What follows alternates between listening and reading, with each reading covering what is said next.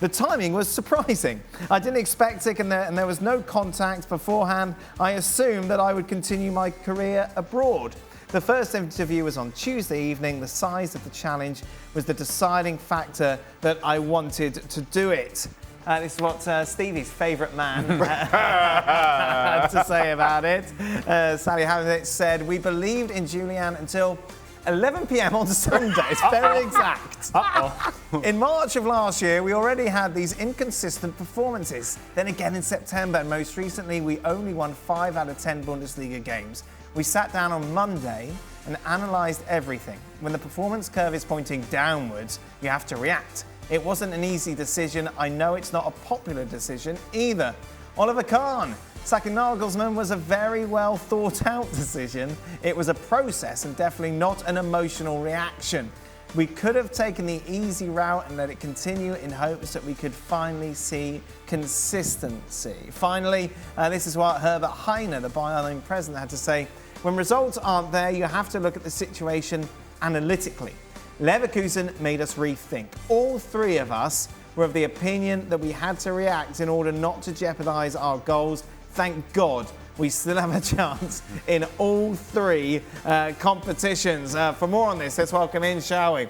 Frank Leboeuf is here, Luis Garcia and Julien Laurent. More from the boys in a moment. But Ali, I've got to start with you. Of course, you've been covering the Bundesliga intensely here on ESPN throughout the season. Is this the right decision? I think it is. And now, how they went about it, that's a different conversation. And I just don't think that this is a decision that is based upon the struggles against Bayern Leverkusen or the struggles since the start of the year. This goes back all the way, and I think, Shaka, you made reference to this in the show last night, to losing to Villarreal in Champions League. And now everybody, when that happened, and we were getting close to the beginning of the season this year, everybody said, we've turned the page. It's a fresh start. Well, you turn the page if you see that the team is improving, if you see evident signs that the team is better than what they were back then. And what we have seen from Bayern Munich is a lack of consistency. You see them in Champions League and you kind of go, man, this team is organized. Man, this team is good. Look at them, how much talent they have and how well they play together. But that's not what we have seen in Bundesliga, certainly lately, and we did not see that back in September, October. These dips in form for Bayern Munich are coming far too often. And what I think Bayern Munich is trying to do here is avoiding Villarreal, avoiding a dip in form that then forces this team to miss out on all the opportunities that they have in front of them. Now, how they go about it, I suppose is something that we can all analyze and we can all criticize. But had Julian Nagelsmann made this team better? I don't think so. And that's what he was there to do. He was supposed to make this team a better version of what they were before, and that wasn't the case. Frank, what fascinates me going into the big game, obviously now on Saturday, which even takes more importance with regards to Bundesliga title, is the clash against Borussia Dortmund. How do the players react, given that Thomas Tuchel is going to have a Friday with them, and that'll be pretty much it before that clash because of international break? How do you react as a player when you see all of this overhaul happen in your absence? Well, it's the time for them maybe to get more responsibilities, and they say, well, you know, the excuse that we had before with the coach not being good enough for us, maybe good enough for Bayern Munich, is gone, and therefore we have now to prove, you know, that we deserve to be on the field, and the coach, the new coach, cannot change anything within 3 days, but it's our responsibility to show that that was the right decision from the club, and therefore I think they have to make sure that they do the job well and they react well, because the fans won't wait too much. That's what it is.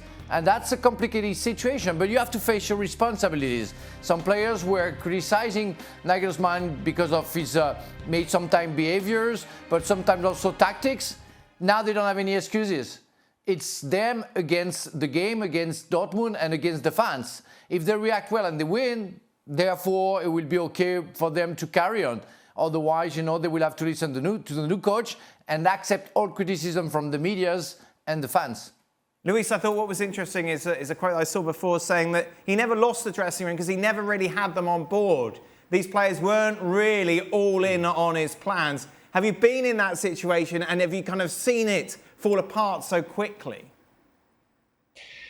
It's true that I read in a few places that Nagelsmann couldn't get closer to the players. There was not much communication. There was not much talks in between them. That it was more about only a matter of work to be focused, to win at the weekend, but that's it. And I think that when that point arrives, that the message is not going to arrive in the best way. Now they're going to face a different situation.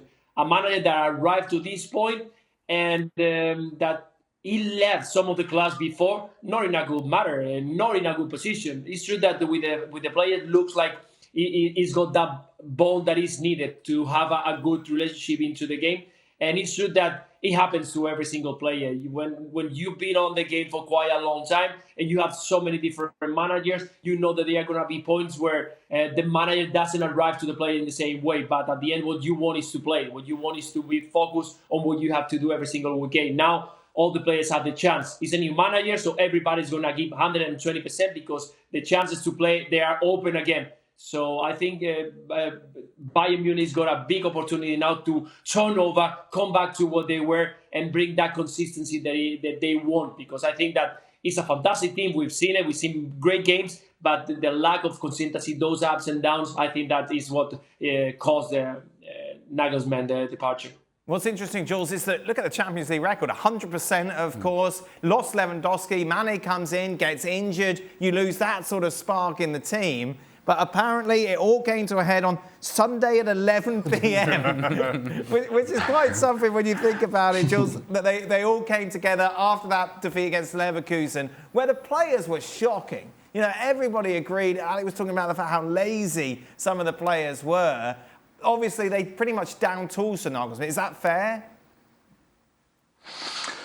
I don't know if they did, but certainly there were a lot of issues between him and his dressing room that go back to last season. The lack of communication that Luis just mentioned is completely true. And we should not forget how young he still is, Nagelsmann. And I think this is potentially a very difficult dressing room to manage, especially when you're so young. Maybe you also got the wrong methods by not communicating enough, especially considering how young he is. He's very sure of himself too, tactically especially. He's very much like, my voice is the voice. I don't really care what you players are saying because I know better than you.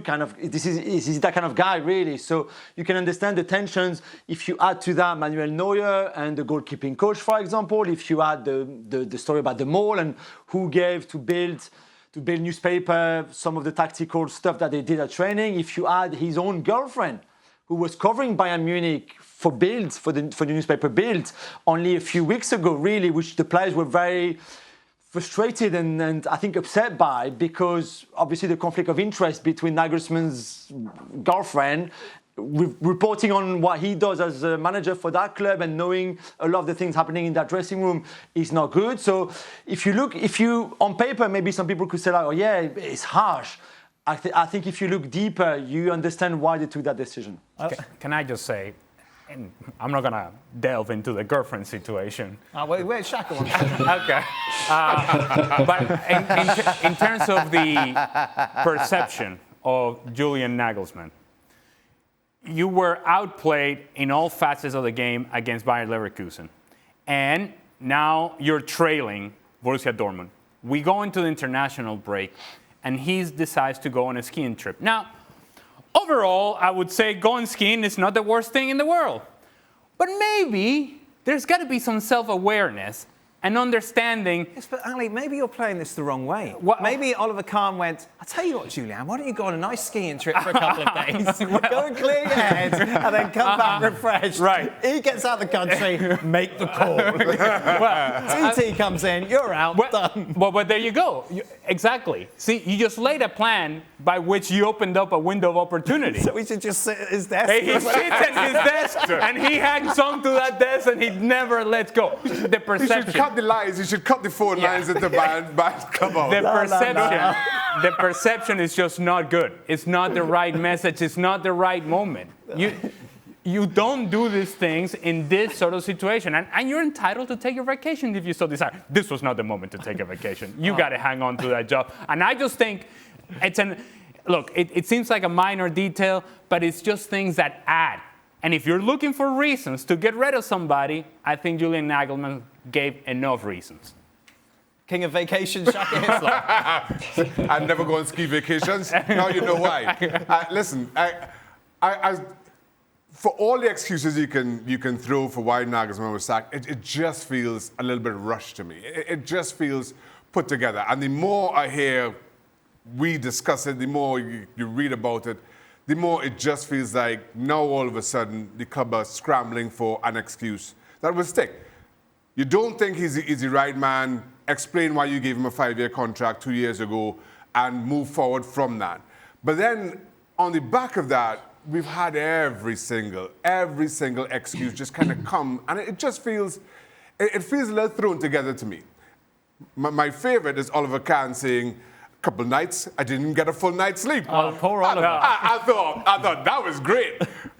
2 nights, I only slept 7 hours. That's how bad tough a decision this was. Well, for me, listen, it's not working out. Explain why you thought it would, and you come up with 20-odd million to sign him, and put him on a 5-year contract. Explain that, why it untangled so quickly, and why you're moving on. Stop just throwing all kinds of stuff at it and seeing what sticks. Right, let's talk Thomas Tuchel. Frank, I can't remember. Do you like him or not? I do. I had some question marks when he was in Paris because it's always hard to level rank a coach, when he's in Paris, because it's always hard, and we can see that with Galtier, but we saw that with all coaches, because how you can handle the dressing room is still a mystery at Paris Saint-Germain. But when he signed for Chelsea, and before what he was doing for Dortmund was very good. But that's the thing, the fairy tale for a coach has always an end, and there is always a bad thing. It's always something you do or you undo, it makes you being fired. That's what it is for coaches and their lives. But overall, I think he's a good man. I had the chance to talk to him. He has a very good philosophy of life, of understanding players, the way he treats his players. So I guess it's going to work, and he knows the job. He's a top coach. It's what Bayern Munich needed. So maybe it's a good catch for Bayern Munich. Jules, history has taught us over the years that you hate every former PSG coach.